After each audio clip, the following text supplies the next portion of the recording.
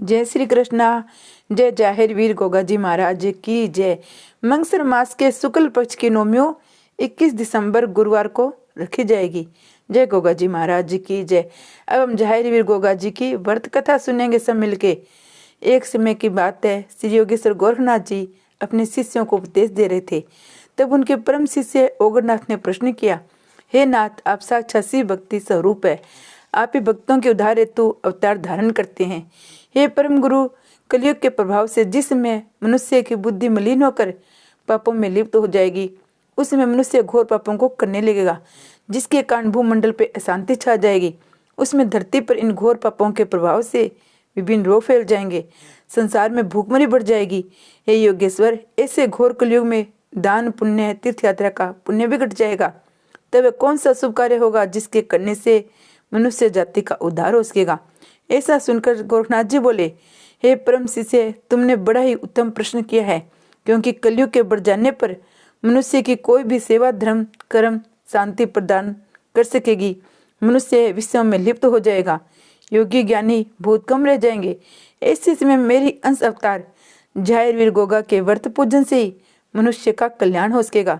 इनके व्रत पूजन से बांझ स्त्री पुत्रवती हो जाएगी, निर्धन धनवान बन जाएंगे, ऐसा दे रोगी आरोग्य सुख को प्राप्त करेंगे, मूर्ख को भी ब्रह्म ज्ञान की प्राप्ति हो जाएगी।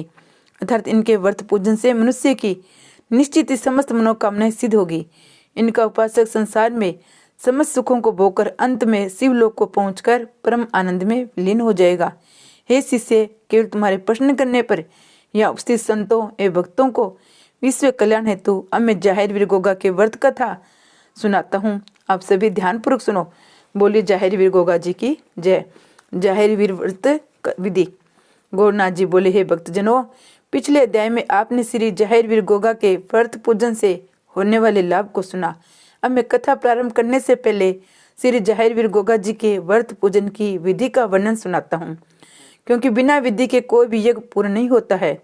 हे भक्तजनों, प्रत्येक माह के कृष्ण एवं शुक्ल पक्ष की नौमी तिथि को श्री जाहिर वीर गोगा जी का व्रत किया जाता है। इनका विशेष व्रत सावन भादों की नौमी को किया जाता है। सावन भादों की नौमी को इन दो व्रतों का विशेष ही फल होता है। अपनी मनोकामना की पूर्ति हेतु इनके 9 या 11 व्रत करने चाहिए। इनका व्रत धारण करने के लिए निश्चित तिथि को प्रातःकाल नित्य क्रम से निवृत्त हो श्री जाहिर वीर एवं गोरखनाथ जी की तस्वीर या प्रतिमा को अपने से ऊंचे आसन पर स्थापित करे। आसन पर नीला रेशमी वस्त्र डाल दे। प्रतिमा के पास एक छोटा सा नीला झंडा खड़ा करे। बाद में घी का दीपक और धूप बत्ती अगरबत्ती जलाकर फल पुष्प गंध आदि से उनका श्री पूजन करे। पूजन में श्री जाहिर चालीसा स्तोत्र कथा आरती एवं जाहिर मंत्रों से पूजन करे। संकल्प करे, हे जाहिर वीर बाबा, मैं आपकी कृपा पाने के लिए आपका व्रत धारण करता हूँ। ऐसा संकल्प लेकर दिन भर जाप करे। सबसे प्रेम भाव रखे। शाम को सूर्यास्त के समय प्रांत की भांति पूजन पर हलवे पूरी गुलगुले आदि का भोग लगाकर व्रत खोले। हे भक्तों, जो भी मनुष्य इस विधि से श्री जाहिर वीर व्रत पूजन करेगा, उसकी समस्त मनोकामनाएं पूर्ण होगी।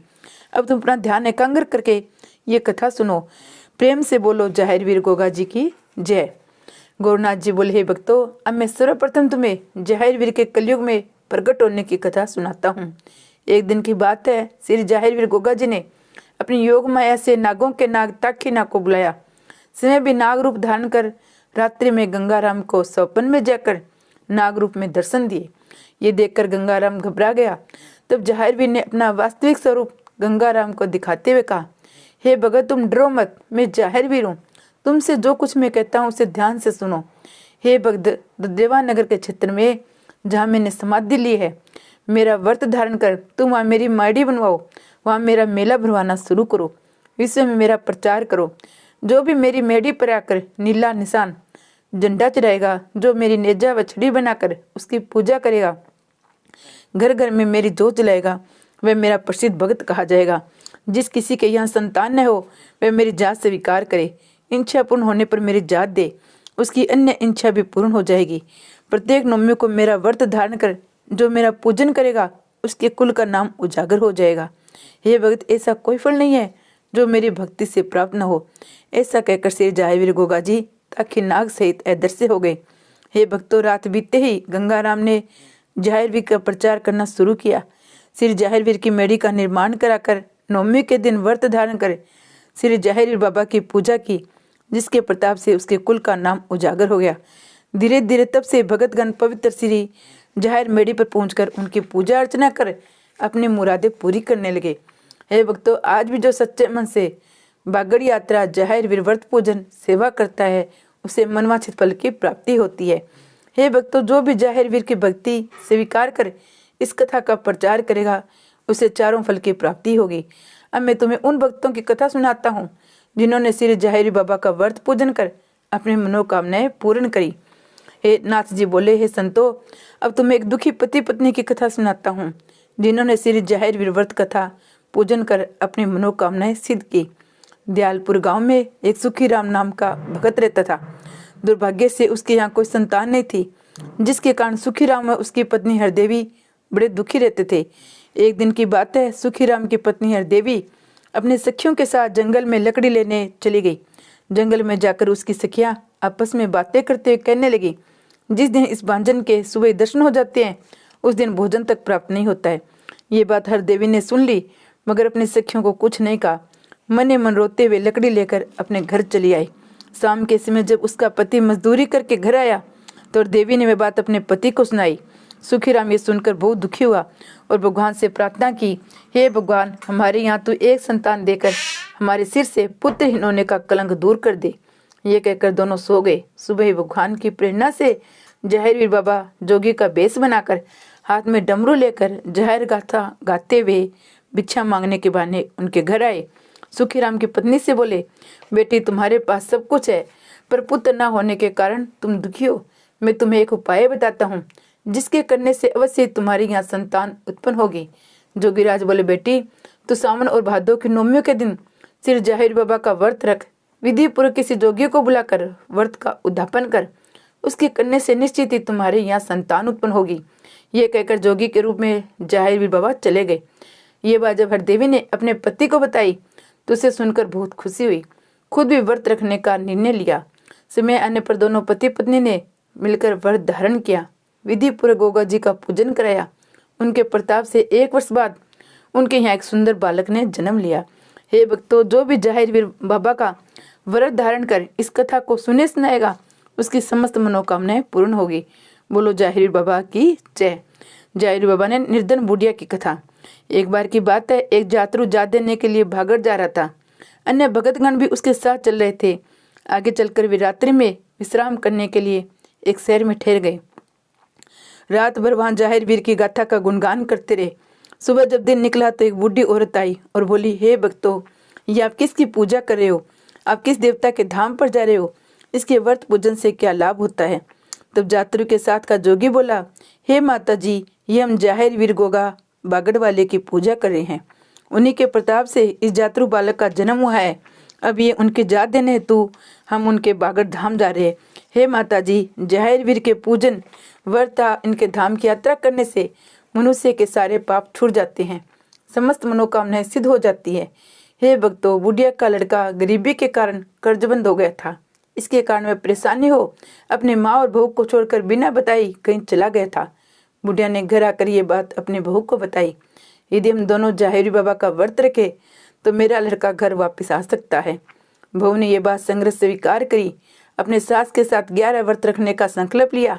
केवल 2 नवमी के व्रत के उपरांत ही वह लड़का जिस शहर में था उसे वहाँ एक जेवर से भरा थैला सड़क पर पड़ा हुआ मिला।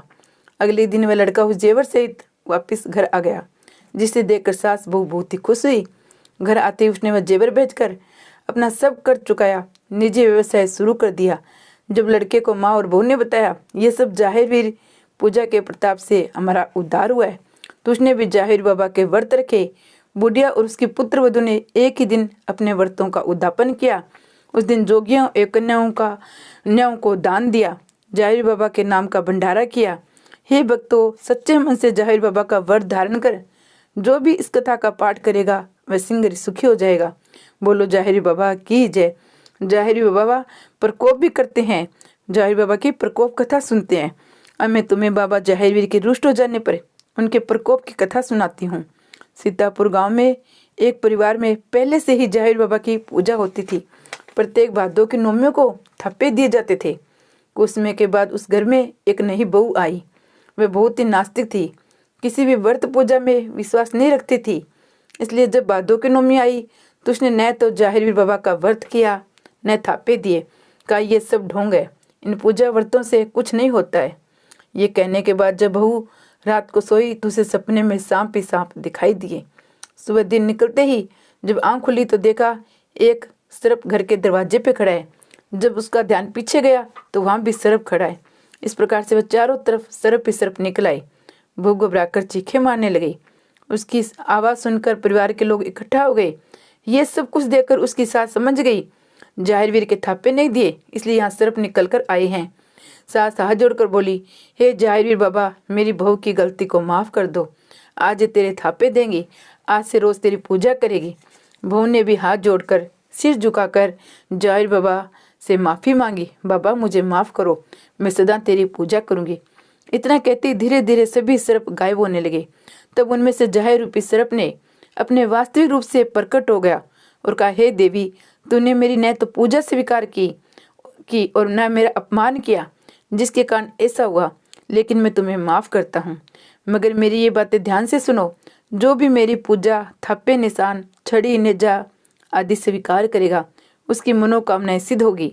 मगर इच्छा पूर्ण होने पर जो मेरी स्वीकार करी हुई पूजा भेंट नहीं देगा उसे मैं तुम्हारी तरह दंडित करूँगा। यह कहकर जाहिर बाबा अपने सर्पों से अदृश्य हो गए। जो भी इस कथा का नियम से पढ़ेगा उसे उत्तम फल की प्राप्ति होगी। जय गौरनाथ जी महाराज की जय। जय गोगा जी महाराज की जय। हरते विपता दास की जाहिर दीन दयाल, भक्तों को रखते सदा जाहिर बाबा ख्याल। दास दया पर बनी रहे, सर पे रहे सदा हाथ, विद्या बल बल दो, विनय करे धर्मनाथ। जय जाहिर बाबा की जय। जय गौरनाथ जी महाराज की जय।